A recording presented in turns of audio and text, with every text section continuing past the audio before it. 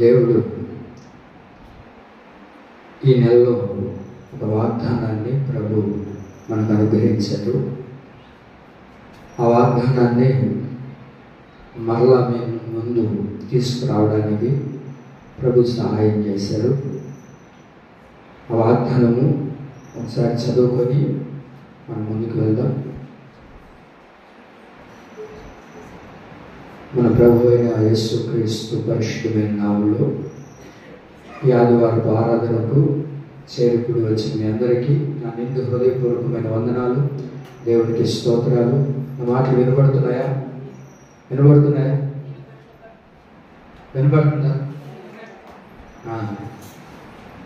మంచిది.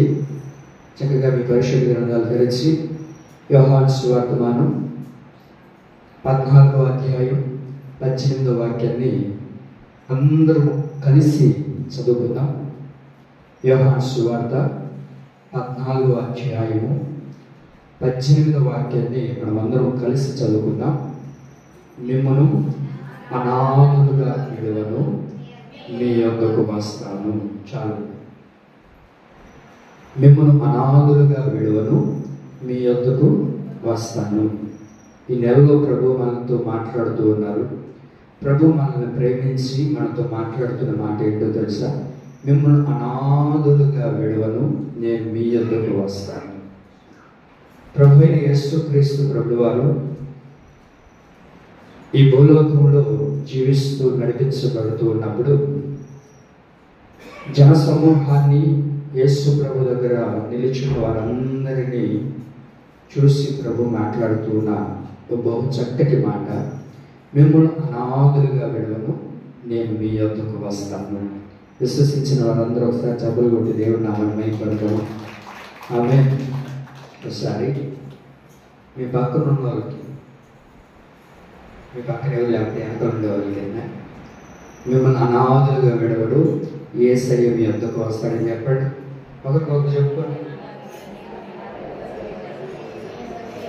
ఏది దెబ్బ కొడతానని నేను చెప్తున్నాను, ఈ దెబ్బలు పడతాయని నేను చెప్తున్నాను.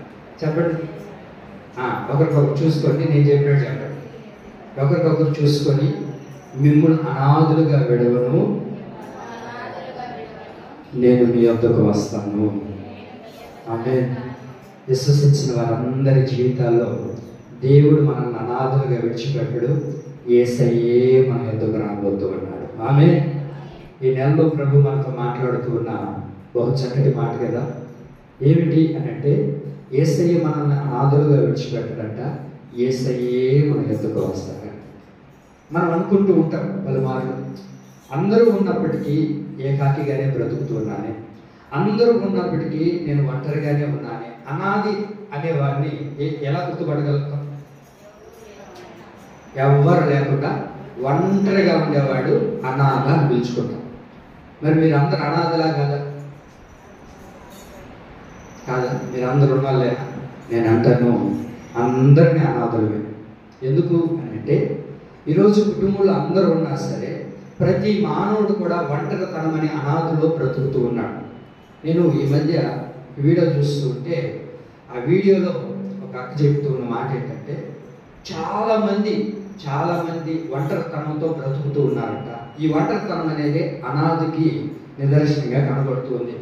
ఆ ఒంటరితనం చాలామంది ఏం చెప్తారు, ఇప్పుడు నాకు కొంచెం చాలా బాగోలేదు, కొంచెం నన్ను విడిచిపెట్టు, కొంచెం నాకు దూరంగా ఉంటుంది, నా మనసు ఏం బాగోలేదు, నా ఆలోచన ఏమి బాగోలేదు, కొంచెం నాతో మాట్లాడకుండా నన్ను ఒంటరిగా వదిలి అని అన్నప్పుడు మనం ఏం చేయాలంటే అలర్ట్ అవ్వాలంట.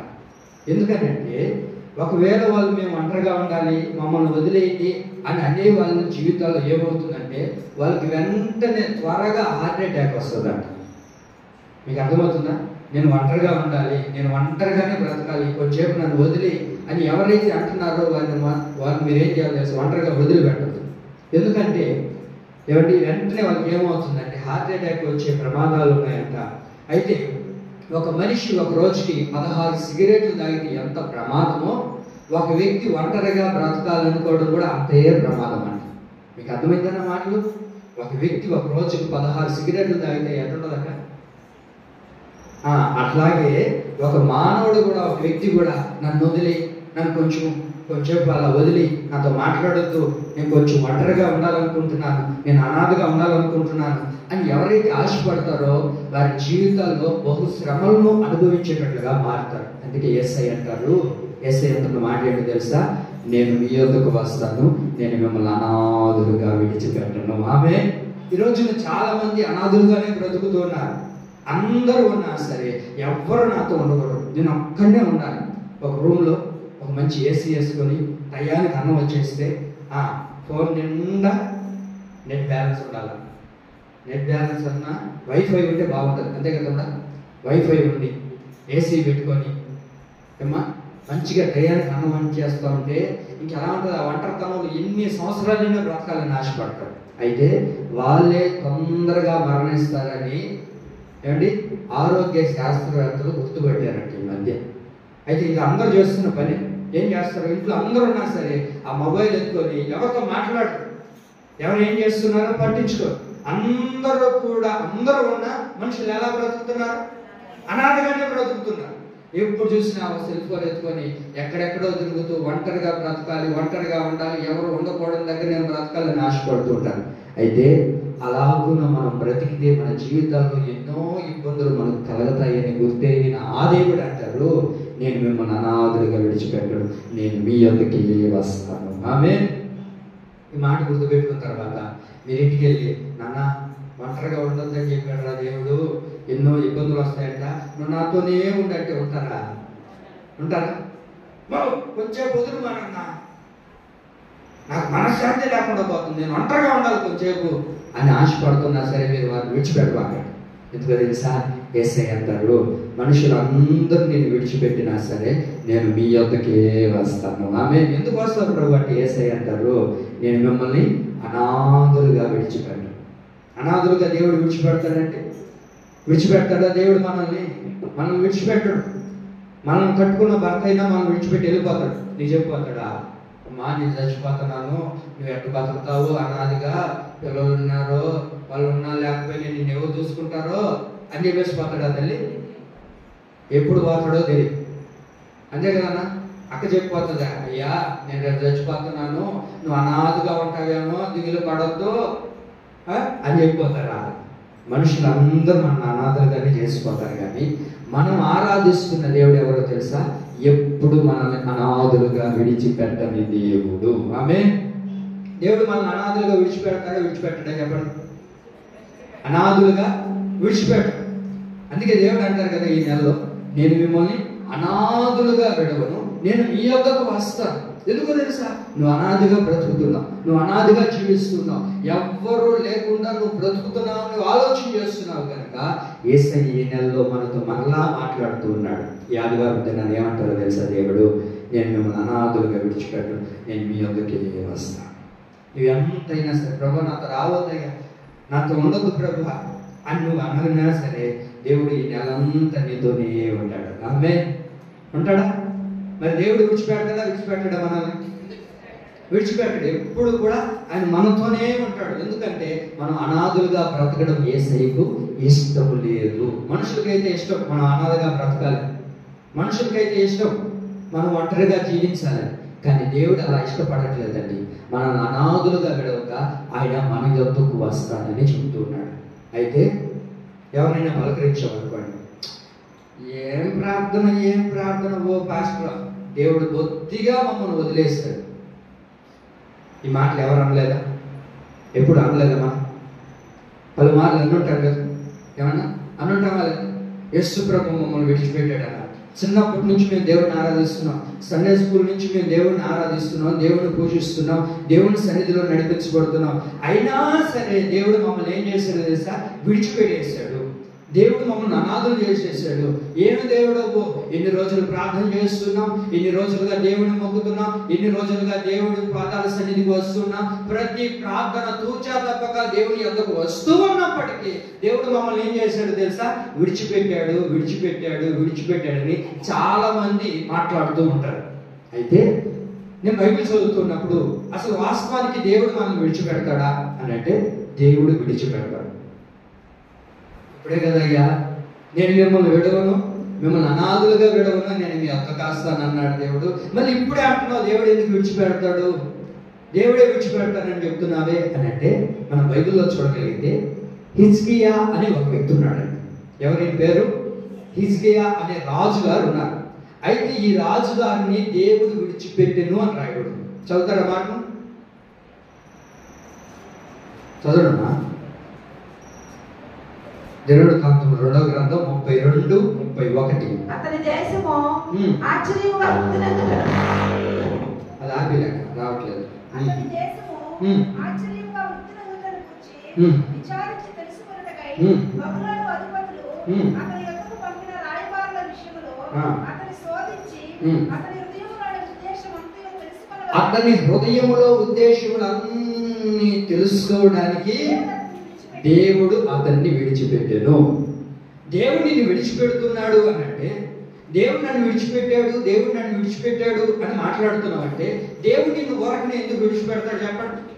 దేవుడు నన్ను విడిచిపెట్టాడు అని అంటే, మన సంఘాన్ని దేవుడు విడిచిపెట్టాడు అని అంటే, లేకపోతే మన కుటుంబాన్ని దేవుడు విడిచిపెట్టాడంటే, లేకపోతే నా వ్యక్తిగతంగా నన్ను విడిచిపెట్టాడు అని అంటే, దేవుడు ఓరకనే ఒక వ్యక్తిని విడిచిపెట్టాడండి. ఎందుకు విడిచిపెట్టాడు అని అంటే, తన హృదయములో ఏమి ఉద్దేశిస్తున్నాడో అది తెలుసుకోవడానికి హిజ్కియా దేవుడు ఏం చేశాడు? విడిచిపెట్టాడు. దేవుడు కూడా మనం పలుమార్లు విడిచిపెడుతూ ఉంటాడు. ఆ విడిచిపెట్టినప్పుడు ఎందుకు విడిచిపెడుతున్నాడో తెలుసా? మన హృదయంలో మనం ఏది ఉద్దేశిస్తున్నామో, ఏది ఆలోచిస్తున్నామో అవన్నీ తెలుసుకోవాలనే దేవుడు అప్పుడప్పుడు విడిచిపెడతాడు. అలా విడిచిపెట్టినప్పుడు మనం అనే మాట అదే కదా, ఇంకేం దేవుళ్ళే, ఇంకేం ప్రార్థనలే, ఇన్ని రోజుల నుంచి ప్రార్థన చేస్తున్నాను పాస్టర్ గారు, 4 గంటలు లేచి ప్రార్థన చేస్తాను, 3 గంటలకు ప్రార్థన చేసుకుంటాను, సాయంత్రం కుటుంబ ప్రార్థన చేసుకుంటాను, ప్రతి రోజు బైబిల్ చదువుకుంటాను, మరి దేవుడు నన్ను విడిచిపెట్టచ్చా? వాస్తవానికి అనండి, దేవుడు ఖచ్చితంగా మనల్ని విడిచిపెడతాడు. ఎందుకో తెలుసా? నువ్వు ఎలా మాట్లాడతావు, నీ మాట తీరు ఎలా ఉంటుంది, నీ నడక ఎలా ఉంటుంది, నీ పడక ఎలా ఉంటుంది, నీ ఆలోచనలు ఎలా ఉంటాయో ఇవన్నీ తెలుసుకోవడానికి దేవుడు మనల్ని అప్పుడప్పుడు ఏం చేస్తాడక? విడిచిపెడతా ఉంటాడు. విడిచిపెట్టినప్పటికీ మనం ఏం చేయాలో తెలుసా? దేవుడు నన్ను విడిచిపెట్టినా విడిచిపెట్టకపోయినా నా దేవుడిని నేను విడిచిపెట్టను అనే వ్యక్తులుగా మనం ఉండాలి. అంతేగాని వేరే మాటలతో దేవుడిని దూషించే వారిగా ఉండకూడదు. ఏమక ఈరోజు బాప్తిస్మం తీసుకున్నాం, కొత్తగా దేవుడి సన్నిధికి నడిపించబడుతున్నాం, కొద్ది దినాలైన తర్వాత శ్రమలు వస్తాయి, ఇబ్బందులు కలగజేస్తాడు. మొదట్లో ఏమో పాస్టర్ గారు బాప్తిస్మం తీసుకునేటప్పుడు బాగానే చెప్పాడు, శ్రమలు రావు, నీకు అన్ని బాగుంటాయి, ఇల్లు కట్టిస్తానని చెప్పాడు దేవుడు అని చెప్పాడు పాస్టర్. మరి ఇప్పుడేమో ఏమీ లేకుండా ఇట్లాగే నా జీవితంలో ఇన్నే ఎదురవుతున్నాయి. పాస్టర్ ఎంతకీ యేసయ్య నన్ను విడిచిపెట్టకుండా ఉన్నాడా లేదా, అది మొత్తానికి విడిచిపెట్టేసాడేమో చూడు అని అంటే, దేవుడు నిన్ను విడిచిపెట్టింది ఎందుకో తెలుసా? నీ హృదయంలో ఏది నువ్వు ఉద్దేశిస్తున్నావో అది తెలుసుకోవడానికే దేవుడు మనల్ని విడిచిపెడతాడు. అంత మాత్రాన దేవుడు అలాగే ఉంటాడంటే అలాగే విడిచిపెట్టే దేవుడు కాదు. అందుకే దేవుడు అంటారు కదా, ఇంక మీదట నేను మిమ్మల్ని విడిచిపెట్టను, మిమ్మల్ని అనాథులుగా విడవక నేను మీ యొద్దకు వస్తున్నాను. ఆమేన్. విశ్వసించండి, నమ్మండి. దేవుడి వాక్యాలు నమ్మదగినవి.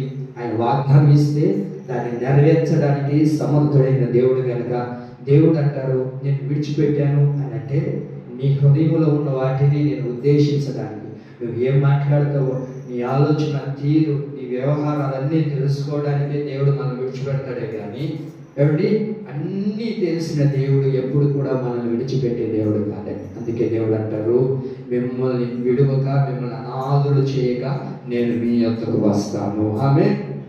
అయితే దేవుడు మనల్ని విడిచిపెట్టను అంటున్నాడు కదా, అయితే మనం కూడా విడవకుండా ఉండేది ఏంటి?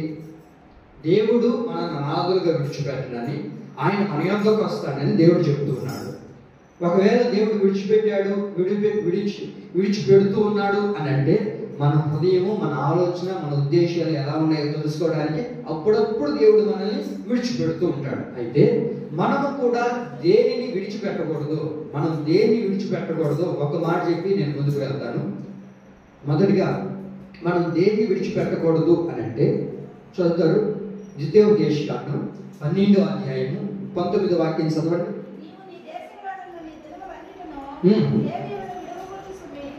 చాలండి. ఏమని రాయబడింది అక్కడ? ఎవరిని విడిచిపెట్టకూడదని రాయబడింది? లేవీయుల్ని నీవు విడిచిపెట్టకూడదు. నీ దేశంలోనున్న నీ దినములన్నిటను లేవీలను విడవకూడదు. లేవీలు ఎవరు అని బైబిల్లో మనం చూడగలిగితే, లేవీలు దేవుని చేత ఏర్పరచబడిన యాజకులు, దేవుని చేత పిలువబడిన దైవజనులు. మీరు విన్నారు, ఎవరిని మనం విడిచిపెట్టకూడదు, దేనిని మనం విడిచిపెట్టకూడదు అంటే మొదటిగా సేవకుల్ని మనం విడిచిపెట్టకూడదు. చెప్పండి, ఎవరిని విడిచిపెట్టకూడదు? సేవకుల్ని విడిచిపెట్టకూడదు. అక్కడ రాయబడిన మాట ఏంటి? నా కొరకు ఒక మందిరాన్ని కట్టుకొని ఆ మందిరంలో నీవు, నీ కుమార్తె, నీ కుమారులు, సేవకులు అందరూ ఆ మందిరంలో ఉండాలి. ఆ మందిరంలో ఉండడమే కాదు కానీ మందిరంలో ఉన్న దైవ సేవకుడు అనబడుతున్న లేవీయుడిని నీవు ఎన్నడూ విడిచిపెట్టకూడదు. లేవీయులు అంటే ఎవరు? యాజకులు, దైవ సేవకులు. మన ప్రధాన యాజకుడైన యేసుక్రీస్తు ప్రభుల వారిని మొదటగా మనం విడిచిపెట్టకూడదు. ఆయన చేత పిలువబడిన యాజకులు అనబడుతున్న దైవ సేవకుని ఎప్పుడు మనం విడిచిపెట్టకూడదు. సేవకుడు విడిచిపెట్టచ్చా? ఎప్పుడు విడిచిపెట్టకూడదు. ప్రతి క్షణం సేవకునితో ఒక బంధం మీకు ఉండాలి. సేవకునితో మీకు ఎప్పుడైతే ఆ బాంధవ్యం ఉంటుందో అంతకంతకు దేవుడు మనం ఆశీర్వదించడం ప్రారంభిస్తాడు. అందుకే దేవుడు అంటున్న మాట ఏంటి?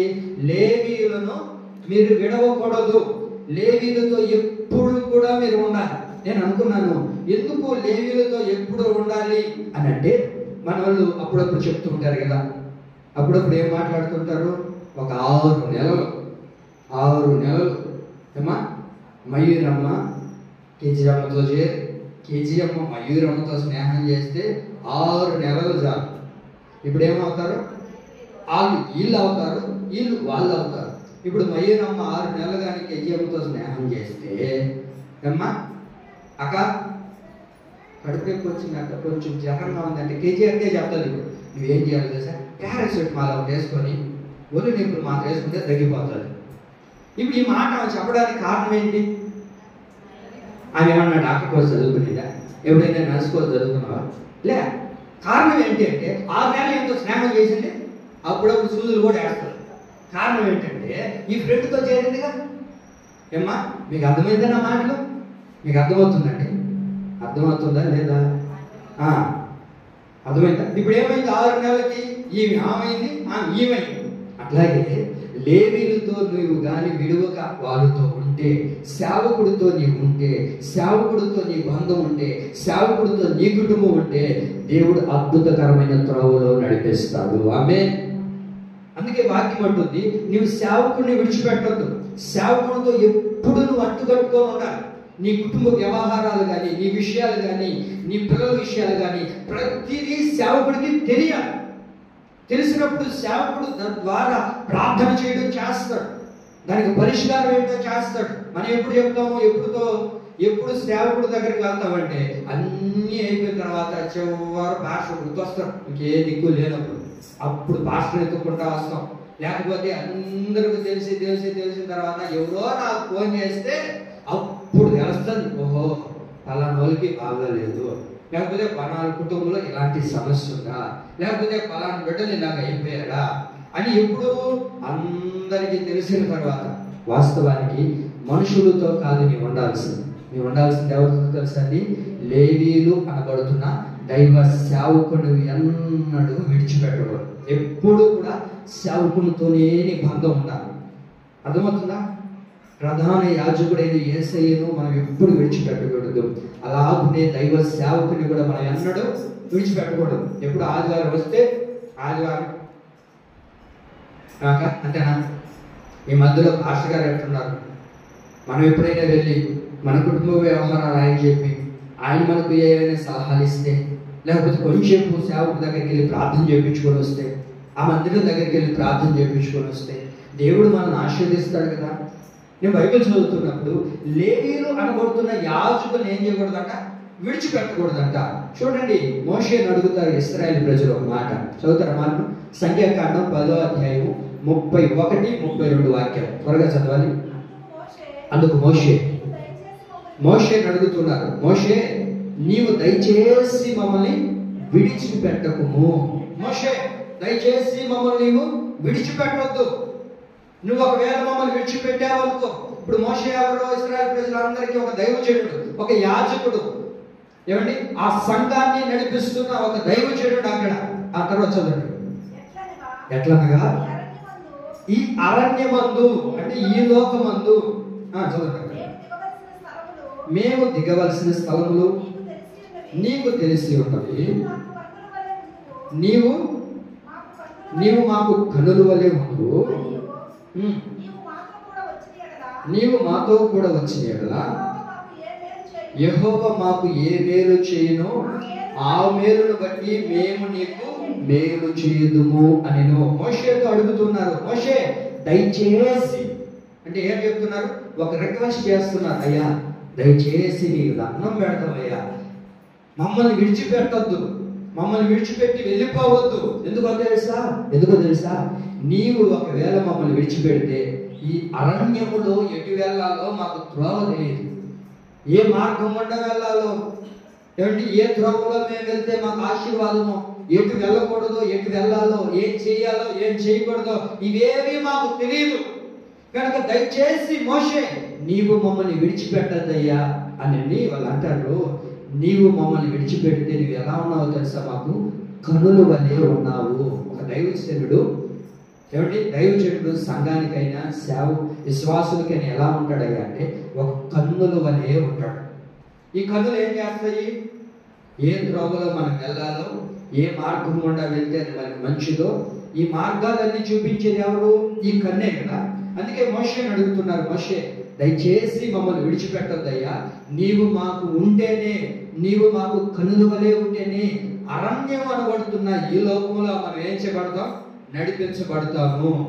చూడండి, కొంతమంది కుటుంబాల్లో ఏదైనా సమస్య వచ్చినప్పుడు, లేకపోతే ఏదైనా ఇబ్బంది కలిగినప్పుడు ఆ దైవ సేవకుడు చెప్పినప్పుడు దైవ సేవకుడు ప్రార్థన చేసి ఆ ప్రార్థన పూర్వకంగా ఇది ఇలా చేస్తే బాగుంటుంది, ఇది ఇలా చేస్తే బాగుంటుంది అని చెప్పగలుగుతాడు. అలా కాకుండా సొంత వ్యవహారాలు చేసుకొని మన సొంత ఆలోచనలతో ముందుకెళ్ళామనుకోండి అన్నీ ఫెయిల్ అయిపోతాం.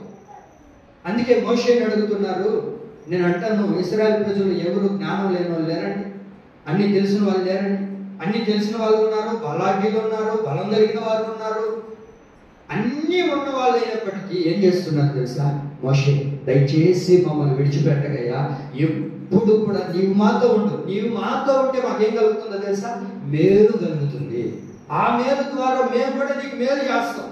నీవు మాతో ఉంటే దేవుడు మమ్మల్ని ఆశీర్వదిస్తాడు. ఎందుకు ఆశీర్వదిస్తాడు దేవుడు? వాక్యులు మాకు చెప్తావు కనుక ఏది మంచో ఏది చెడో, ఏది చెయ్యాలో చేయకూడదో ఇవన్నీ నీవు మాకు చెప్తావు కనుక నీవు మాకుందయ్యా, దయచేసి మమ్మల్ని విడిచిపెట్టద్దయ్యా అని ఇశ్రాయేలు ప్రజలు దైవ సేవకుని అడుగుతూ ఉన్నారండి. ఈ దినాన మీరు కూడా మనము కూడా ఏమడగలో తెలుసా? ఎన్నడూ మనము దైవ సేవకుని దేవుణ్ణి విడిచిపెట్టకూడదు. ఆమేన్. ఒకవేళ విడిచిపెడితే ఏమవుతుంది? అరణ్యం అనబడుతున్న లోకంలో ఎటు వెళ్ళాలో, ఏం చేయాలో, మన పరిస్థితి ఏంటి, ఇవేవి మనకు చెప్పే దిక్కు ఎవరు ఉండరండి. అందుకని చూడండి, సంఘంలో ఎప్పుడు కూడా విశ్వాసులు చెదిరిపోరు.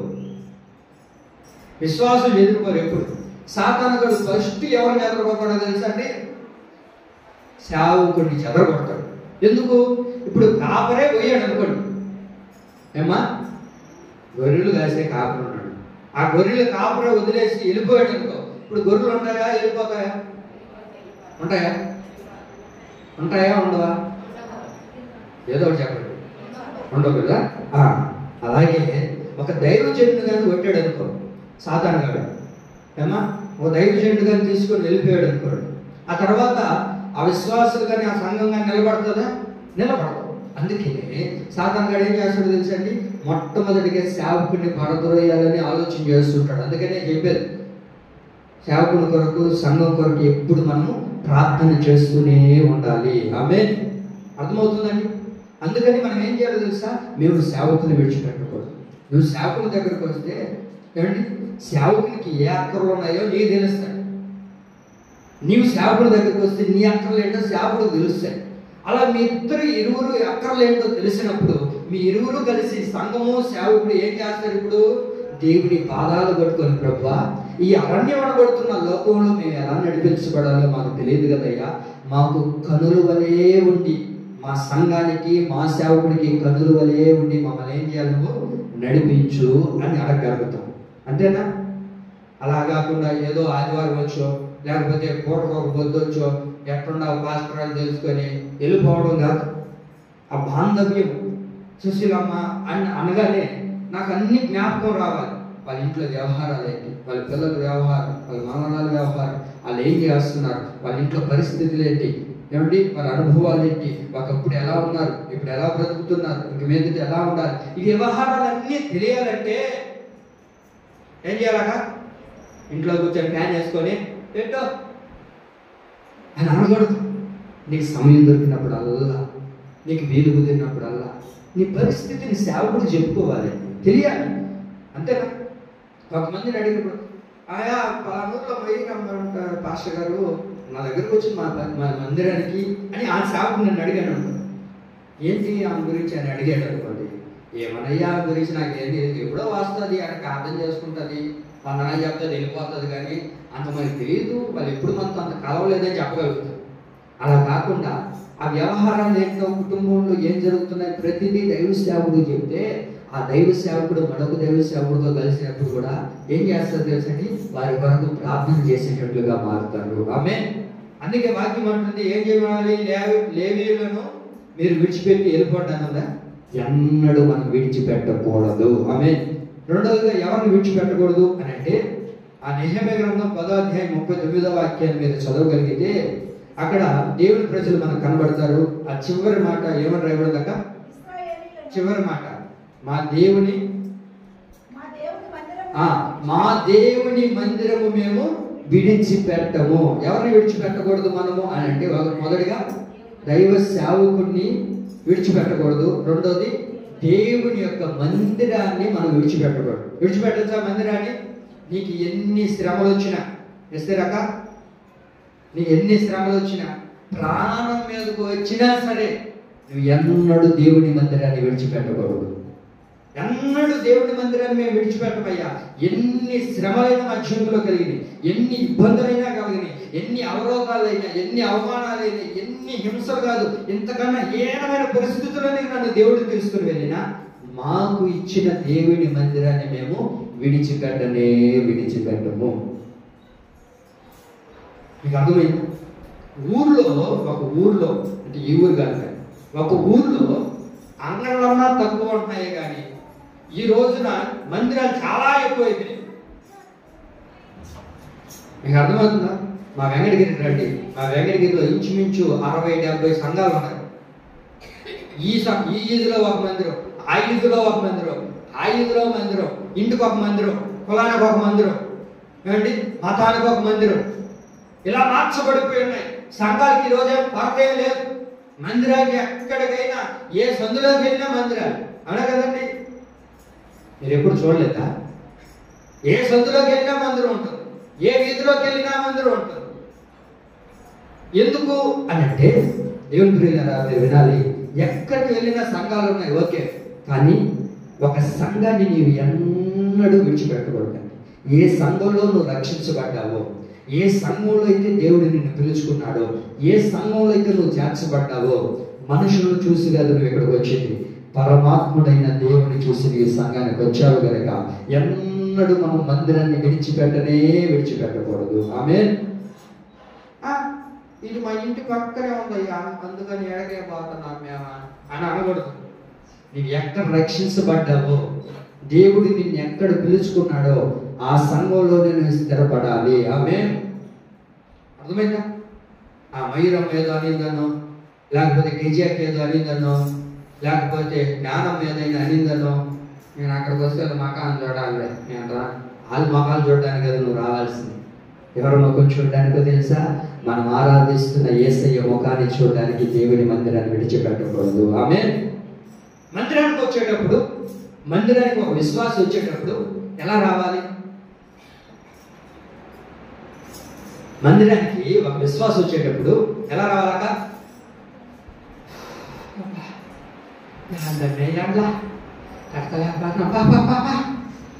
వదిలేస్తే పోదాం అన్నట్టుగా రాకూడదు మందిరానికి. ఎప్పుడు నువ్వు నేను చూడక మందిరానికి వచ్చేటప్పుడు ఎలా రావాలో తెలుసా? ఒక ఆత్మీయుడు మందిరానికి వచ్చేటప్పుడు నీ తల్లి ఇంటికి నువ్వు ఎలా పోతావో అట్లా నీ మందిరానికి నువ్వు రావాలి. ఆమేన్. నీ తల్లి ఇంటికి పోయేటప్పుడు ఎలా పోతావు? తీసుకుంటా అంటారా? ఎట్లుంటుంది ఆ వ్యవహారం? అబ్బా ఇంకా చెప్పాలా? మీకు ఆ దిగులు లేదు లేండి. మీకెందుకు ఆ దిగులు? అది దూరంగా పోయి ఉన్నారే సంబంధం చేసుకుని పెళ్లి చేసుకోండి. మా అక్క మీరు చాలా దూరం కదా, బళ్ళారియా? మా అక్కను అడిగి చూడండి ఎట్లుంటుందాక. బళ్ళారి నుంచి సంవత్సరానికి ఒకసారి వచ్చేటప్పుడు మీ పిల్లలు రెడీ చేసి ఇప్పుడెప్పుడే ఈ ట్రైన్ ఏమన్నా ఆలస్యంగా పడుతుంది, తొందరగా పోదా, ఆ డ్రైవర్ కన్నా చెప్పాలి తొందరగా పోయా పోతా. ఎట్లుంటుందా సంతోషం, ఆ ఆనందం చెప్పలేదంట. వెళ్ళిన వెంటనే ఎక్కడ ఉంటుందక్క? ఇంటికి వచ్చిన తర్వాత అట్లా మీ అమ్మని చూడగానే అమ్మా బాగుండవా, నాన్న బాగుండవా, తమ్ముడు బాగుండవా, అక్క ఎప్పుడొచ్చావు అక్క, ఇందాకే వచ్చానక్క. ఆ సంతోషం ఎట్లుంటుందండి? పట్టలేని ఆనందం. అట్లాగే దేవుని యొక్క మందిరానికి నువ్వు వచ్చేటప్పుడు కూడా అలా సంతోషంగా రావాలి. ఆమె ఇది ఏంటి? నీ తల్లి సంఘం, దేవుడు నీకు ఇచ్చిన సంఘం. అంటే ఒక తల్లి ఇంటికి ఒక వ్యక్తి ఎలా వెళ్తాడో అలాగే ఒక ఆత్మీయుడు కూడా ఒక సంఘానికి వచ్చేటప్పుడు అంత ఆనందంతో హృదయంలో ఉప్పొంగుతూ రావాలి. ఆమె తల్లింటికి వచ్చిన తర్వాత ఏమక్క? తల్లింటికి వచ్చిన తర్వాత అన్న సాయంత్రానికి ఫోన్ చేసి అమ్మాయి నువ్వు అట్టి వెళ్ళిపోతే అన్నం వండుకొని తిన్నావు నువ్వా, వాటిని ఎందుకు తెచ్చుకొని తిరిగి అమ్మాయి అమ్మ ఎందుకు వచ్చినావా, సరే సరే మాట్లాడు చెప్పాక ఎట్లున్నాయి అక్కడ వ్యాపారాలు బళ్ళారిలో చాలా బాగున్నాయి అంటే మీకు అర్థమైందన్నా మాటలు? అంటే ఇవి ఎప్పుడు ఇంటికి వెళ్దాం అనుకుంటుందా, భర్త దగ్గరికి వెళ్ళిపోవాలనుకుంటుందా, లేకపోతే తల్లి దగ్గర ఉండాలని ఆశపడుతుందా? మీకు అవి తెలియదు, మీకు ఎందుకు అవసరం తెలియదు. ఆ మాటలు బాగా వినండి. ఒకవేళ అర్థం కాకపోతే మళ్ళీ యూట్యూబ్లో పెడతా, అప్పుడు చూడండి. మీకు తెలియదులేండి, అదే నేను చెప్పేది. దూరంగా చేసుకున్న వాళ్ళు తెలుస్తుంది. ఆ వ్యవహారాలు వేరేలేండి, ఆ అనుభవాలే వేరేండి. అవునా కదా? ఏమాక ఆ దేవుడు పిల్లరా మా రోజు మేరకు తెలుసు ఆ వ్యవహారాలు ఎలా ఉంటాయో. ఆ ఊరికి వెళ్ళినప్పుడు అన్నదమ్ములు కలుసుకున్నప్పుడు ఆ బాంధం. నా దేవుడు పిల్లరా ఒక సంఘానికి ఒక వ్యక్తి వచ్చేటప్పుడు కూడా నా తల్లి దగ్గరికి నేను వెళ్తున్నాను, నా తల్లి సంఘానికి వెళ్తున్నాను. వచ్చిన తర్వాత ఇక్కడ ఉన్న వాళ్ళందరూ ఎవరు? యేసయ్య రక్తం చేత కడగబడి దేవుడు నీకు ఇచ్చిన అన్నదమ్ముళ్ళు. ఆమె ఎవరు? వీళ్ళందరూ అక్క చెల్లెళ్ళు అందరం కలుసుకున్నప్పుడు ఎలా ఉన్నాం, ఈ వారం రోజులు ఎలా గడిచింది, దేవుడు ఎలా మాట్లాడుతున్నాడు, ఎలా ప్రార్థన చేసుకున్నాం, అన్ని వ్యవహారాలు బాగున్నాయా అని ఒకరు పలకరించుకుంటూ ఉంటే ఆ సంఘం అద్భుతకరంగా మార్చబడుతుందండి. ఎలా మాట్లాడుతూ మనం ఏంది అక్కడ సాంబార్ కూడా తక్కువ అయిపోయినట్టుంది, పనికి పదవులకి ఇంటికి ఎప్పుడు వెళ్దాం, ఎండ కూడా బాగాలేదు అని అనుకోకుండా దయచేసి మందిరానికి వచ్చినప్పుడు ఒకరినొకరు కలుసుకున్నప్పుడు అక్క ఈ వారం రోజులు ఎలా ఉంది, ఏంటి నీ విషయాలు చెప్తే నేను దానికోసం ప్రార్థన చేస్తాను, నా వ్యవహారాలు ఇవి అని సహోదరులు ఒక ఇంటికి తల్లింటికి వెళ్ళినప్పుడు వాళ్ళు ఎలా మాట్లాడుకుంటారో దేవుని యొక్క సంఘానికి వచ్చిన ఒక ఆత్మీయుడు కూడా అలాగనే మాట్లాడుకోవాలి. వాళ్ళ వ్యవహారాలు నీకు తెలిసి నీ వ్యవహారాలు వాళ్ళకి తెలిసినప్పుడు ఇద్దరు కలిసి ప్రార్థన చేయాలి. నేను చాలా మందిని గమనిస్తున్నాను, ఏదో మందిరానికి వచ్చాం, ప్రార్థన చేసుకున్నాం, దైవసేవకుడు కనబడ్డాం, ప్రార్థన చేయించున్నాం, వెళ్ళిపోతున్నారే కానీ ఇంచుమించు ఒక 10-15 నిమిషాలైనా అలా మోకరించి ఆ గోడ దగ్గర అలా మోకరించు, లేకపోతే ఈ పులిపీఠం దగ్గర వచ్చి అలా మోకరించి ప్రభువా ఈ వారం రోజులు నన్ను కాపాడయ్యా, నా భర్తకి, నా పిల్లలకు, నా కుటుంబానికి, అలాగే వచ్చిన వారందరికీ మంచి క్షేమాన్ని ఇవ్వాలి. ఒక 10 నిమిషాలు ప్రార్థన చేసుకోకపోతే ఏమి? తల్లింటికి పోతే మనం వెళ్ళిపోతామా? తొందరగా విడిచిపెట్టి ఒక ఆత్మీయుడు కూడా ఎన్నడూ తల్లి మందిరాన్ని విడిచిపెట్టకూడదు. ఆమె దేవుడు మనకిచ్చిన మందిరం అండి. అందుకే ఆ ఇశ్రాయేలు ప్రజలు అంటారు, మా దేవుని మందిరాన్ని మేము ఎన్నడూ విడిచిపెడతామా? శ్రమలు వచ్చినా, ఇబ్బందులు వచ్చినా, ఎవరు ఎన్ని మాట్లాడినా, ఏమాగా ఎవరైనా ఏదైనా మాట్లాడారు నిలిచిపోవచ్చా? మందిరాన్ని నిలిచిపోకూడదు. వాళ్ళతో నీకేం పని, మనతో ఎవరి పని? యేసయ్యతో పని. అవునా కదండి? ఆయన మాటలతో పని. కనుక ఎన్ని వచ్చినా సరే మనుషుల్ని బట్టి కాక యేసయ్యను బట్టే మన మందిరానికి వచ్చుదుముగాక. ఆమేన్.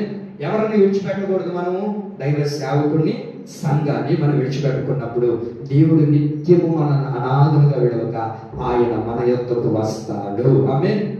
నేను క్లుప్తంగా 2-3 మాటలు చెప్పి నేను ముగిస్తాను. 2 మాటలు చెప్పి నేను ముగిస్తాను. ఆయన అనాథులుగా విడవక ఏ కార్యాలు చేస్తాడో గత దినాల్లో మనం విన్నాం. మీరు ఒకవేళ వినకపోతే మన యూట్యూబ్ ఛానల్లో ఉంటుంది ఆ వాక్యాలు, మీరు వినండి. ఆ తర్వాత ఈ దినాన్ని ఒక 2 మాటలు మీ ముందు పెట్టడానికి నేను ఆశపడుతూ ఉన్నాను. ఆయన అనాథులుగా విడవక ఏం చేస్తాడు? దేవుడు అన్నారు, మిమ్మల్ని అనాథులుగా విడవను, నేను మీ యొద్దకు వస్తానన్నాడు కదా. వచ్చిన దేవుడు ఏం చేస్తాడు? అనాథులుగా ఇంకా మిమ్మల్ని విడవనన్న దేవుడు మన జీవితంలో, మన వ్యక్తిగతమైన ఆత్మీయతలో, లేకపోతే మన కుటుంబంలో, లేకపోతే మన సంఘంలో ప్రభు ఏం చేస్తాడు? రాజుల మొదటి గ్రంథం 8వ అధ్యాయం 56, 57 వాక్యాలు చదవండి, త్వరగా చదువుకుందాం. ఇశ్రాయేలీయులకు తన జనులకు నెమ్మది దయచేసిన యెహోవాకు స్తోత్రం కలుగును గాక. తన దాసుడైన మోషే ద్వారా ఆయన చేసిన శుభ వాగ్దానములలో ఒక మాటైనా తప్పిపోయేది కాదు. కాబట్టి దేవుడైన యెహోవా మనలను వదలకను విడువకను. చూడండి అక్కడ ఏమని రాయబడింది? మళ్ళా చదవక. మన దేవుడైన యెహోవా, కాబట్టి మన దేవుడైన యెహోవా మనలను వదలకను విడువకను, మన పితరులకు తోడై ఉండునట్లుగా మనకు తోడుగా ఉండునుగాక. ఆమేన్. దేవుడు అంటారు, మిమ్మల్ని అనాథులుగా నేను విడవను, విడిచిపెట్టక ఏం చేస్తావు ప్రభు మాకు అని అంటే, ఆయన మనల్ని అనాథులుగా విడవక ఆయన మనకు నిత్యము తోడుగా ఉండునుగాక. శుభ వాగ్దానాన్ని దేవుడు అక్కడ ప్రకటిస్తూ ఉన్నాడు, ఒక శుభ వాగ్దానాన్ని చేస్తూ ఉన్నాడు. ఇదిగో మీరు తప్పిపోకుండా ఉండేటట్లుగా నేను మిమ్మల్ని విడవను. ఎందుకో తెలుసా?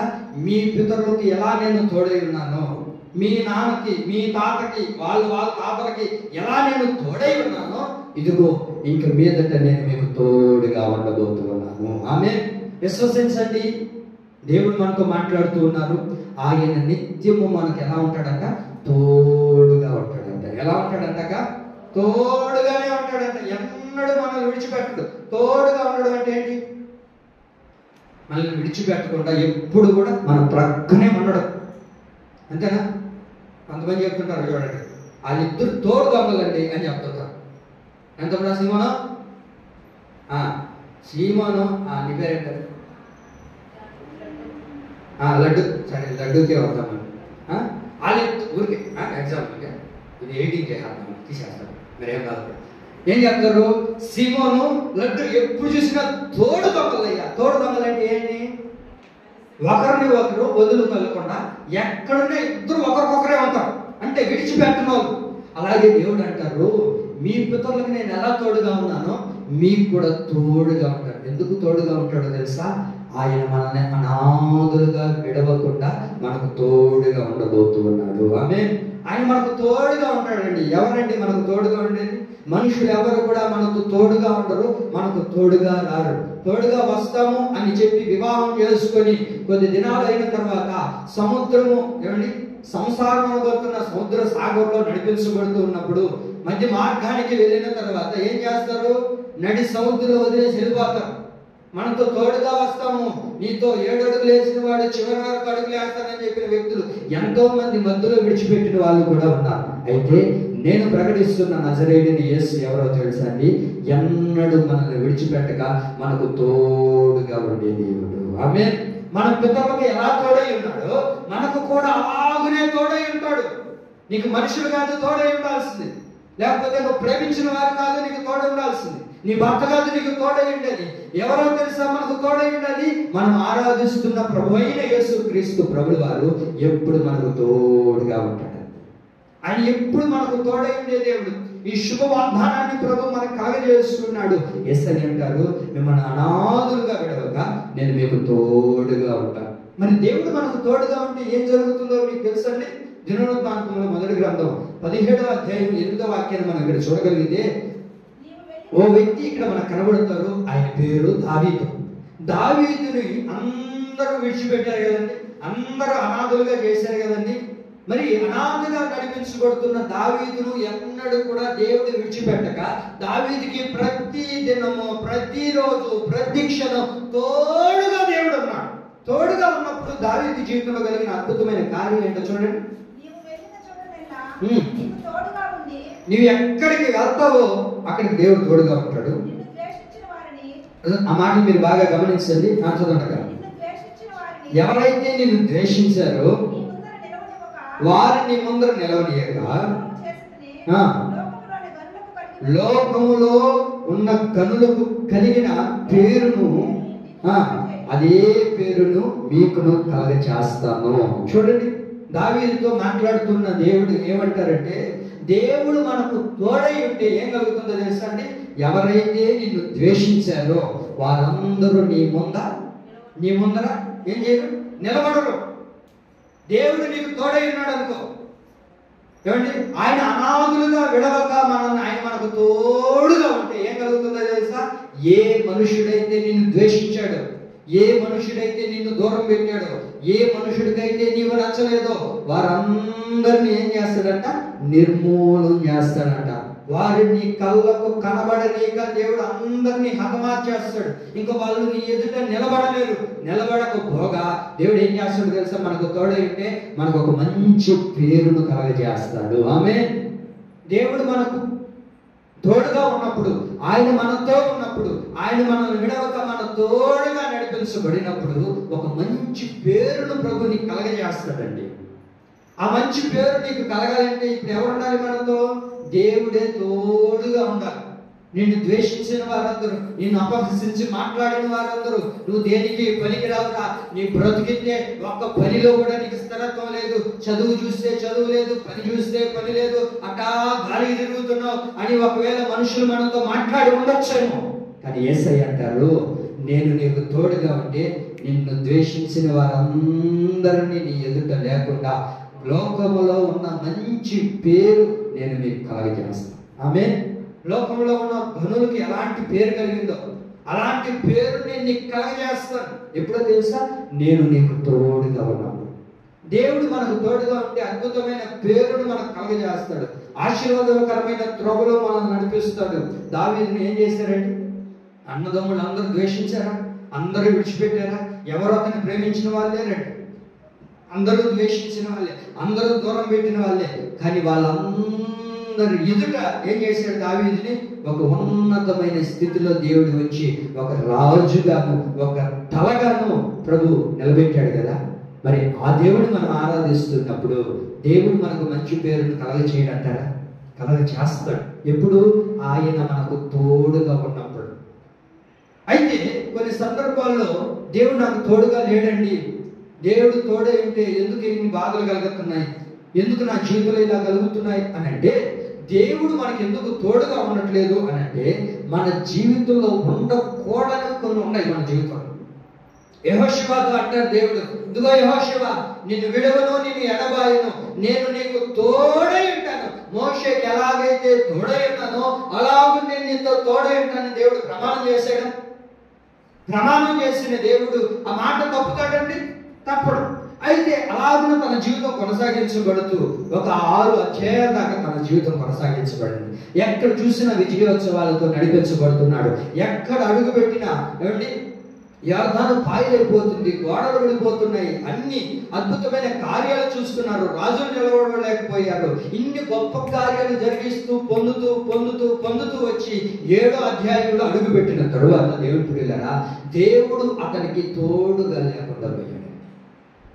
దేవుడు యెహోషువకి తోడుగా లేడు. ఏంది ప్రభువా నాకు తోడుగా లేవని త్వరగా విడిచిపెట్టి వెళ్ళిపోలేదు.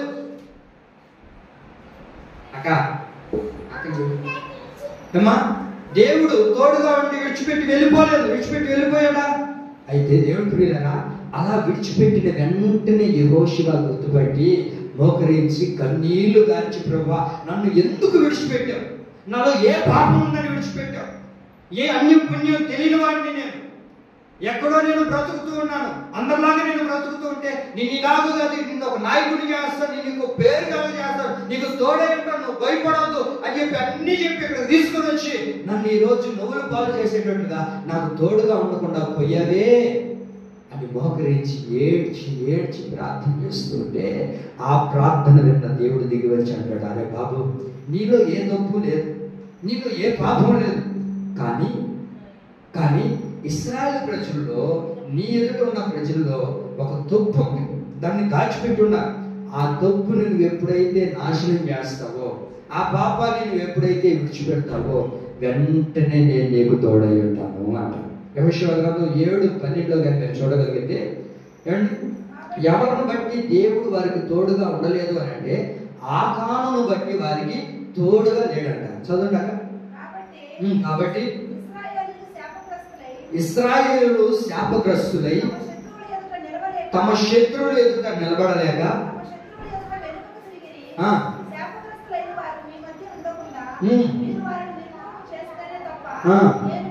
నేను మీకు తోడైండును. శాపగ్రస్తులైన వారిని మీరు ఏం చేయాలి? నిర్మూలన చేయండి.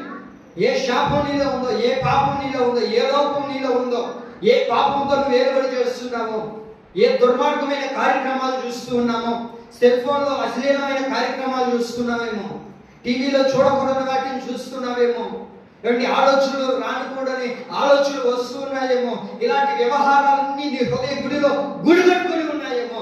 ఆకాను ఎవరికి తెలియకుండా ఏం చేశాడంట? భూమి లోపల దాచిపెట్టాడంట. ఎక్కడ దాచిపెట్టాడంట తమ్ముడా?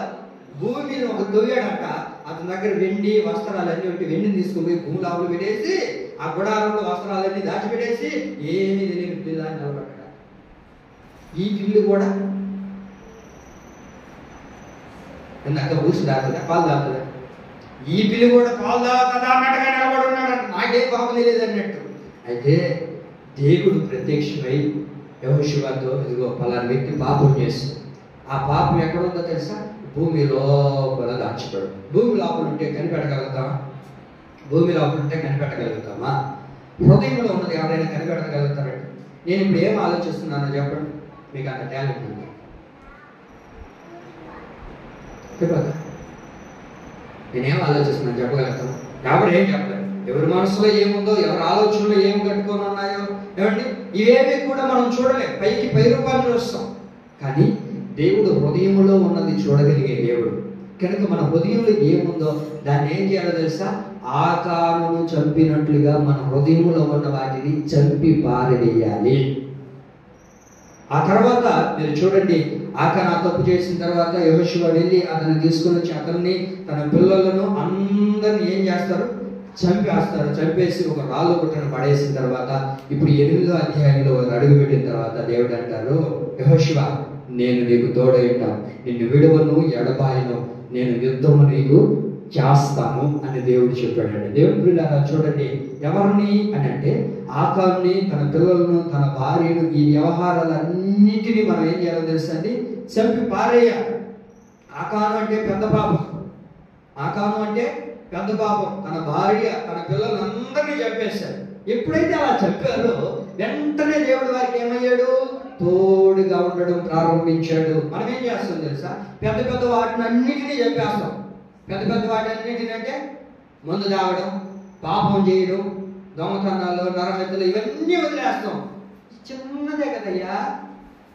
అప్పుడప్పుడు సీరియళ్ళు, అప్పుడప్పుడు షార్ట్ ఫిలింలు, అప్పుడప్పుడు ఎప్పుడైనా కోపం వచ్చినప్పుడే ఒక బూతు మాటలు, ఎప్పుడైనా తలకాయ నొప్పిగా ఉన్నప్పుడే ఇక నేను ముందుకెళ్ళను. అయితే ఏం చేయాలి తెలుసండి? ప్రతి చిన్న వాటినన్నిటినీ కూడా మనం ఏం చేయాలి తెలుసా? చంపి పారవేయాలి. అప్పుడు పాడేస్తే ఏమవుతుందో తెలుసండి? దేవుడు మనకు నిత్యము తోడుగా ఉంటాడు. నిత్యం ఆయన మనతోనే ఉంటాడు. ఇశ్రాయేలు ప్రజలు మీకు పలుమార్లు చెప్పాను అనుకుంటారు. ఇశ్రాయేలు ప్రజలు ఎందుకు ఐగుప్తులోనికి బానిసలుగా మార్చబడ్డారు? ఎవరికైనా తెలుసా? ఇశ్రాయేలు ప్రజలు ఉన్నారు కదా, వాళ్ళు ఎందుకని ఐగుప్తులోనికి బానిసలుగా మార్చబడ్డారు? అబ్రహాము ఒక బలిని అర్పించడానికి వెళ్తాడు. వెళ్ళిన తర్వాత అన్నిటినీ వధించి కొన్నిటిని వధించకుండా అక్కడ పెట్టేసి పోగా నిద్రపోతాడు. నిద్రపోయిన తర్వాత ఏమండి అక్కడికి ఆ దహన బలి మీదకి ఏం చేస్తున్నాయంటే గ్రద్దలు, ఆకాశ పక్షులు వచ్చి వాటిని తినివేస్తూ పీక్కుంటూ ఉన్నా కూడా వాటిని తోలడు. ఆ తర్వాత దేవుడు దిగి వచ్చి, అబ్రహాము నువ్వు బలి అర్పిస్తున్నావే కానీ ఈ బలి దగ్గర నీకు నిర్లక్ష్యం ఉంది. ఈ పాపాన్ని బట్టి అన్నిటిని పెద్ద పెద్ద వాటిని వధించాడు. ఏమండి గొర్రెలను, మేకలను, పశువులను అన్నిటిని వధించావు కానీ ఈ చిన్న పావురాన్ని, ఈ చిన్న వాటిని వదిలించలేదే అని. అయ్యా చిన్నవే కదా, చిన్నవే మన జీవితాన్ని పాడు చేస్తాయి. ఆ చిన్నవి వధించకపోగా ఏమైపోయిందో తెలుసా? 4 సంవత్సరాల తర్వాత, 4 ఏళ్ల తర్వాత ఏమైంది? ఇశ్రాయేలు ప్రజలందరూ కూడా బానిసలుగా మార్చబడతారు. అబ్రహాము ఎవరిని బట్టో తెలుసా? నీవు చేసిన చిన్న పాపాలు, మనలో ఏ చిన్న పాపాలు ఉంటాయో దాన్ని బట్టి దేవుడు మనకు తోడుగా ఉన్నాడు. మనం అనుకుంటాం చిన్నదే కదా, ఇదేం చేస్తుందిలే, ఇది ఎంతలే అని అనుకుంటాం. ఆ చిన్నదానిని బట్టే దేవుడు మనకు తోడుగా లేకుండా పోతున్నాడు. కాబట్టి మీరు విడిచిపెట్టండి. ఆకానును ఎలాగైతే రాళ్ళతో కొట్టి చంపి సమాధి చేశారో మనలో ఉన్న ప్రతి పాపాన్ని మనం సమాధి చేయుదుముగాక. ఇలా సమాధి చేసిన తర్వాత దేవుడు మనకేమవుతాడు? తోడుగా యెహోషువకి ఎలా ఉన్నాడో మనకు కూడా అదే దేవుడు తోడుగా నడిపించబడునుగాక. చూడండి, ఆమోసు గ్రంథం 5:14 ఒక మాట రాయబడింది. కీడును విడిచి ఎప్పుడైతే మీరు మేలు చేస్తారో అప్పుడు దేవుడు ఆటోమేటిక్గా మనకేం చేస్తాడు తెలుసా? తోడుగా ఉంటాడు. ఏం చేయాలి? కీడును విడిచి మేలు చేయాలి. ఒక వ్యక్తిని కీడు చేశాడు అనుకోండి, వాడు నీకు కీడు చేశాడని చెప్పి నువ్వు ఇతరులు మళ్ళా తిరిగి కీడు చేయకూడదు. నువ్వు ఎప్పుడైతే వాడికి నువ్వు మేలు చేయడం ప్రారంభిస్తావో అప్పుడు దేవుడు నీకు తోడుగా ఉంటాడు. ఎప్పుడు? వాడు నిన్ను పాడు చేశాడు కాబట్టి నువ్వు కూడా వాడిని పాడు చేసినప్పుడు కాదు. వాడు నిన్ను నాశనం చేశాడని, లేకపోతే వాడు ఎవడో నిన్ను తిట్టాడని, లేకపోతే ఎవరో నిన్ను పాడు చేసి లేకపోతే నిన్ను నష్టపరిచారనో నువ్వు అలా చేయకూడదు. ఒకరు నిన్ను నష్టపరిచినా, ఒకరు నిన్ను బాధ పెట్టినా, ఒకరు నీ బాధకు కారణమైనా సరే నువ్వు వారికి మళ్ళా అదే బాధను కలగ చేయకూడదు. నువ్వు వారికి సంతోషకరంగా మనం మారాలి. వాక్యం ఏమంటుందో తెలుసండి? కీడుని మేలుతో జయించండి. ఒకరి ద్వారా నీకు దుఃఖం కలిగింది, ఒకరి ద్వారా నీకు దుఃఖం కలిగిన తర్వాత మరలా నీ ద్వారా వారికి దుఃఖాన్ని కలగజేయకూడదు. నీ ద్వారా వారికి సంతోషాన్ని కలగజేయాలి. అలా నువ్వు ఎప్పుడైతే సంతోషాన్ని కలగజేస్తావో దేవుడు ఎప్పుడు మనకు తోడుగా ఉంటాడు. నేను ఇప్పుడు చెప్పాను కదా, దేవుడు మనకు తోడై ఉండాలి అని అంటే ఏంటి? పాపాన్ని విడిచిపెట్టాలి, కీడుని విడిచిపెట్టి మేలును చేయాలి. ఇలా వ్యవహారాలన్నీ మనం చేసుకుంటూ వస్తూ ఉన్నప్పుడు ఏమండి, దావీదుకి ఎలాగైతే దేవుడు తోడైంది, మంచి పేరును ప్రఖ్యాతులు ప్రభు అనుగ్రహించాడు, అలాగే దేవుడు మనకు తోడై ఉండడాన్ని బట్టి నిన్ను చూసినప్పుడు అరే పలానా వ్యక్తితో దేవుడు తోడుగా ఉన్నాడే, వాళ్ళతో దేవుడు తోడుగా ఉన్నాడే, ఏంటి విషయాలన్నీ అని అన్ని జనులు చూస్తారంట. అన్ని జనులు ఏం చేస్తారు? మనతో దేవుడు తోడై ఉండే విషయాన్ని వాళ్ళు గుర్తుపడతారు. గుర్తుపట్టి అలాగే నిలిచిపోరు. ఇది ఒక ప్రవర్తన. మనలో ఏ ప్రవర్తన ఉన్నదో తెలుసండి? ఓ మంచి ప్రవర్తన. కీడుని విడిచిపెట్టి మేలు చేయాలి, పాపాన్ని విడిచిపెట్టి దేవునితో నడిపించబడాలి, మంచి పేరు ప్రఖ్యాతులు ఇవన్నీ కలిగేయాలంటే వీరితో దేవుడు తోడుగా ఉన్నాడు అని ఎవరు గుర్తుపడతారు? అన్ని జనులు గుర్తుపట్టి ఈ ప్రవర్తన, నీ ప్రవర్తన సరిగా ఉందని, దేవుడు నీకు తోడై ఉన్నాడని చూసిన ప్రజలందరూ ఏం చేస్తారో తెలుసండి? నీ చెంగు పట్టుకొని దేవుని మందిరానికి వారు వచ్చుదురుగాక. జకర్యా గ్రంథం 8:23 ఉంటున్నమాట. దేవుడు మీకు తోడై ఉన్నాడని అనేకులు తెలుసుకుంటారంట. దేవుడు మనకు తోడై ఉండే విషయాన్ని ఏం చేస్తున్నారు? అనేక మంది తెలుసుకొని ఏం చేస్తున్నారు తెలుసండి? అంతటితో ఆగిపోలేదు. వారందరూ కూడా పరిగెత్తుకుంటూ దేవుని సన్నిధికి వస్తూ ఉన్నారు. ఆ మాట చదవండి. ఆ దేవుడు శ్రమించింది ఏమనగా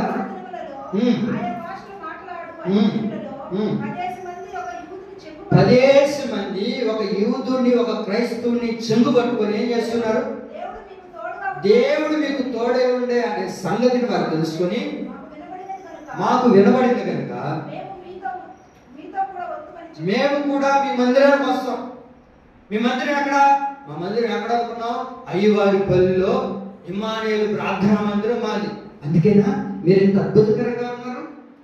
ఎంతమంది మీకు కీడు చేస్తున్నా, ఎంతమంది మిమ్మల్ని పాడు చేయాలన్నా వాళ్ళకి తిరిగి మళ్ళీ మీరు మేలు చేస్తున్నారంటే ఇది మీ ద్వారా కాదు, ఇది మీ సంఘం ద్వారానే మీకు కలిగిందని వాళ్ళు కూడా గుర్తుపెట్టి వాళ్ళు ఏం చేస్తారు? ఇప్పుడు చెప్పండి, వాళ్ళు ఏం చేస్తారు?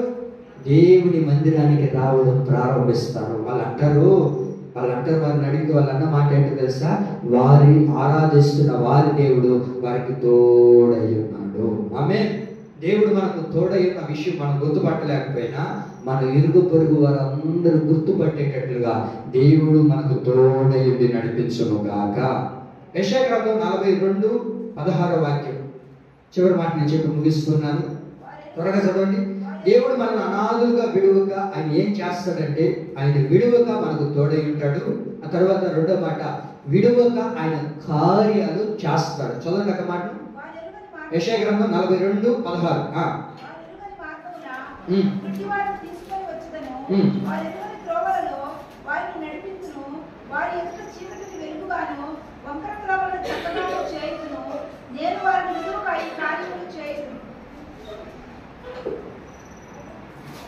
దేవునికి మహిమ కలుగును గాక. ఆ చివరి మాట, నేను వారిని విడువక ఈ కార్యాలు చేయుదును. దేవుడు మనల్ని అనాథులుగా విడవక ఏం చేస్తాడంటే కార్యాలు చేస్తాడంట మన జీవితంలో. ఏ కార్యం కొరకు నువ్వు ఎదురు చూస్తున్నావో, ఏ కార్యాన్ని తలపెట్టాలని, ఏ కార్యాన్ని నువ్వు పూనుకోవాలని, ఏ కార్యం కొరకు దేవుని వైపు ఎదురు చూస్తున్నావో ఆ కార్యాలన్నీ ఆయన నిన్ను అనాథుగా విడవక ఆయన ప్రతి కార్యాన్ని చేయనుగాక. ఎప్పుడు ఆయన మనల్ని అనాథులుగా విడవకుండా ఏం చేస్తాడు? ప్రతి కార్యాన్ని ప్రభు మనకు చేస్తాడు. మనుషులు మనల్ని అనాథులుగా చేసి విడిచిపెట్టి వెళ్ళిపోతారు. అనాథగా చేయాలనుకున్న వాడు మనం ఎన్ని అడిగినా మనకి ఏ కార్యం చేయడు, చేస్తాడు. మనల్ని విడిచిపెట్టాలి, మనల్ని విడిచిపెట్టాలి, మనకు దూరం అయిపోవాలి, కాబట్టి వీళ్ళతో మనకు అవసరం లేదు అని అనుకున్న వాళ్ళు మనకు ఏ కార్యమైనా చేస్తారు. వినాలి, మాటలు అర్థమవుతుందా? నిన్ను విడిచిపెట్టాలి, నీతో ఉండకూడదు అనుకున్న వాళ్ళు ఏ కార్యాన్ని మనకు చేయరు, ఏ సహాయాన్ని కూడా మనకు చేయరు. చేస్తారా? ఏ వ్యక్తులు కూడా కార్యాన్ని చేయరు, సహాయం చేయరు. మనం ఏది అడిగినా దానికి రెస్పాన్స్ అవ్వరు. ఎందుకంటే వాళ్ళతో మనకు అక్కర్లేదు అనుకుంటారు. వాళ్ళతో నాకు అక్కర్లేదు, వాళ్ళు నాకు అవసరం లేదు, వాళ్ళతో నాకేం పని అని అనుకుంటారు. కానీ దేవుడు అంటాడు, నేను మిమ్మల్ని అనాథులుగా విడవకపోగా నేను మీరు అనుకుంటున్న ప్రతి కార్యాన్ని నేను చేయడం ప్రారంభిస్తాను.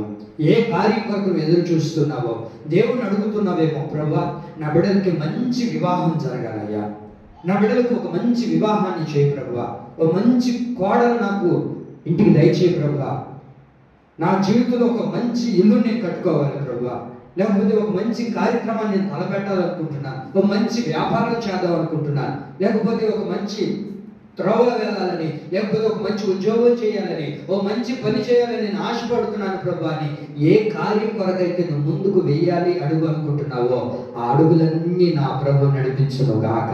ఆమేన్. ఎందుకో తెలుసా? దేవుడు మనల్ని అనాథులుగా విడవక ఏం చేస్తాడు? ఆయన మనకు కార్యం చేస్తాడు. ఆయన కార్యం చేసే దేవుడు. అయితే ఎప్పుడు ఈ కార్యాన్ని చేస్తాడు? 22వ వాక్యంలో మనం చూడగలిగితే మనం అనుకుంటాం, దేవుడి మందిరానికి వచ్చినప్పటి నుంచి ఏదేదో కార్యాలు చేస్తానన్నాడు, ఇప్పటి వరకు ఏ కార్యాన్ని చూడలేకపోతున్నానే, ఏ మంచి కార్యం నా ఇంట్లో జరగలేదే, ఏ మంచి కార్యం కూడా నేను పొందుకోలేకపోతున్నానే అని అంటే దేవుడు అంటారు. యెషయా గ్రంథం 60:22 వాక్యం చదవక తర్వాత అటు చూడండి, యెహోవానగు నేను తగిన కాలమున ఏ కార్యము త్వరపెట్టుదును. దేవుడు అంటారు, నేను ఒక కార్యాన్ని చేస్తాను. ఆ కార్యం ఎప్పుడు చేస్తాను తెలుసా? తగిన కాలమున. దానికంటూ ఒక సమయం ఉంటుంది.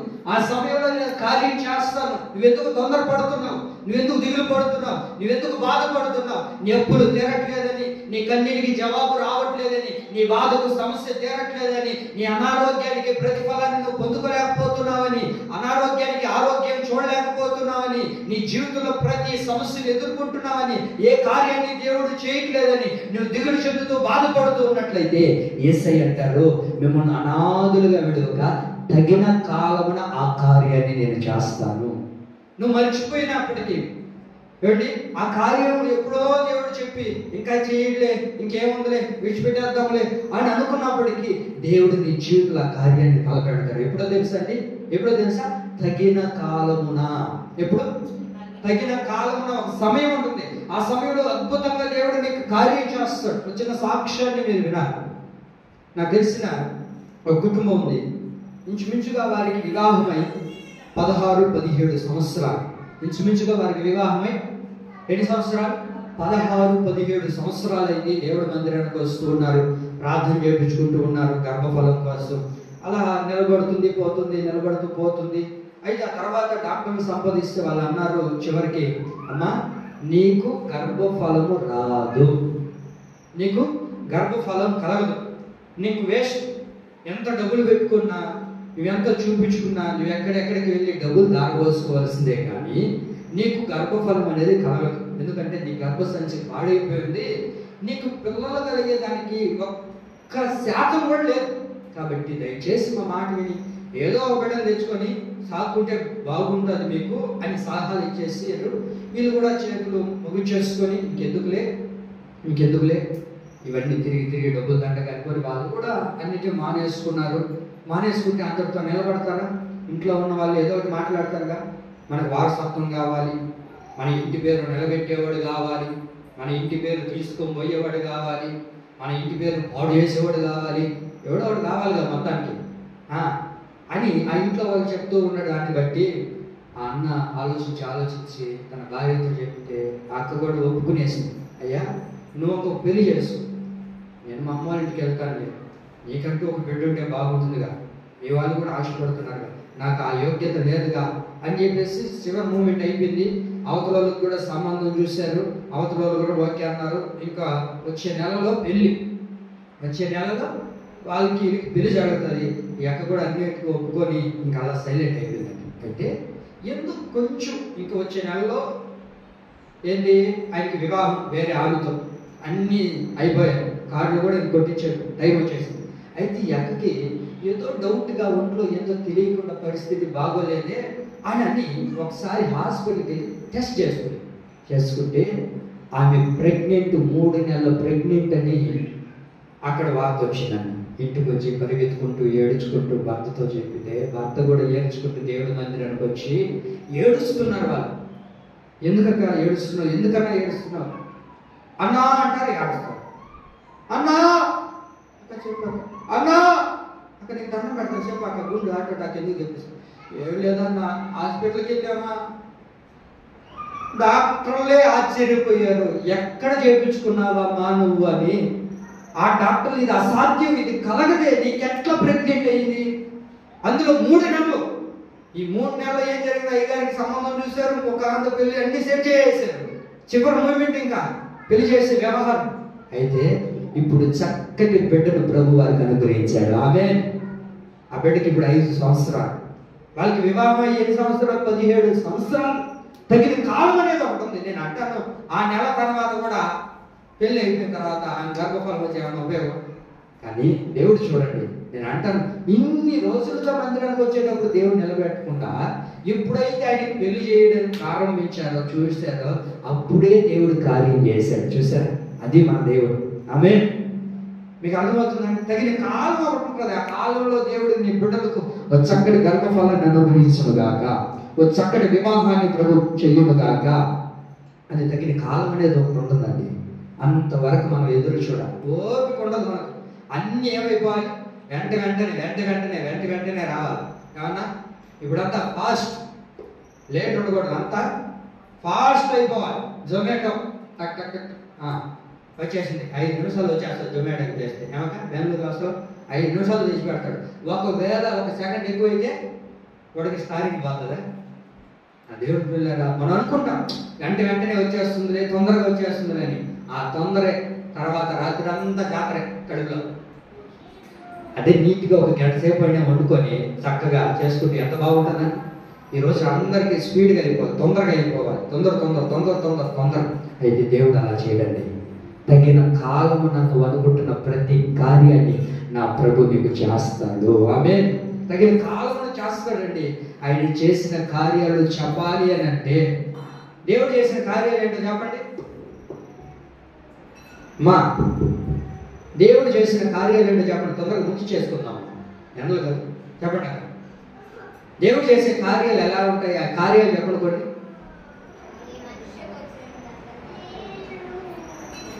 వాక్యంగా నేను అడిగింది, దేవుడి యొక్క కార్యాలు చెప్పండి అంటే చెప్పగలుగుతామా? ఇవన్నీ రాసాడు ఒక ఆయన, రాసి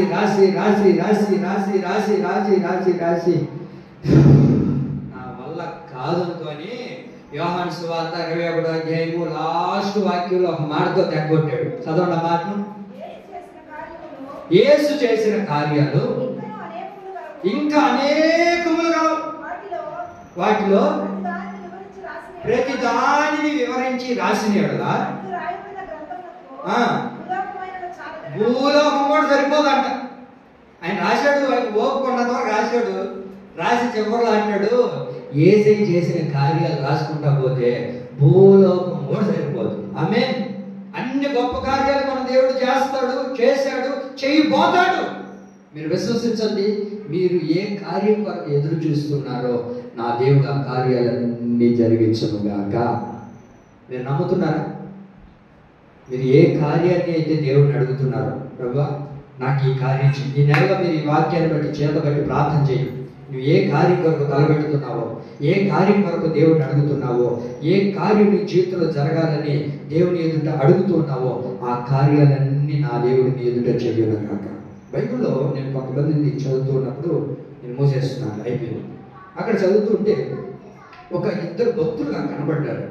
బహు చక్కటి కుటుంబ వ్యవస్థ, ఓ అద్భుతమైన సేవా జీవితాన్ని చేస్తున్నవారు. అయితే వాళ్ళకు ఒకటి కొరతగా ఉంది. ఏంటి అని అంటే వాళ్ళకు పిల్లలు లేరు. వాళ్ళకి పిల్లలు లేరు. అయినప్పటికీ వాళ్ళు ఏ రోజు కూడా బాధపడలేదండి. అయితే చివరి మూమెంట్ ఇంక మరి కొద్ది రోజుల్లో ప్రభు సన్నిధికి వెళ్ళిపోతారు.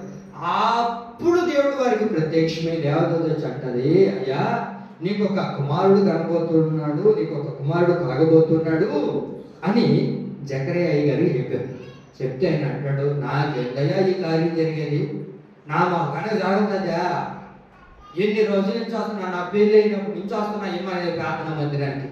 ఏమగా ఏ రోజున చేసిన పాపాలు ఇప్పుడు వచ్చి చేస్తాడంట యేసయ్య అని అన్నాడా?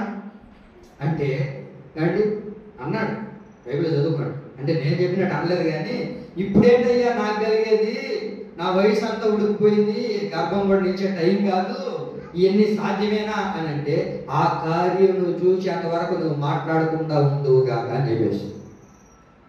మీరు వినండి, నేను అంటాను, ఆ వయసులో ఉన్నప్పుడు లేకపోతే యవన కాలంలో వాళ్ళకి పెళ్ళైన ఒక 2-3 సంవత్సరాలైనా ఇవ్వచ్చుగా. ఆ వృద్ధాప్యంలో ఎందుకు ఇవ్వాలి అని అంటే ఆ యోహాను పుట్టాలి, ఆ యోహాను దేవుని మార్గాన్ని సరళం చేయాలి, ఆ మార్గాన్ని అనేక మందికి చూపించాలి. అప్పుడు యేసు ప్రభు పుట్టాలి, ఆ యేసు ప్రభు ఆయన దగ్గర బాప్తిస్మం పొందుకోవాలి.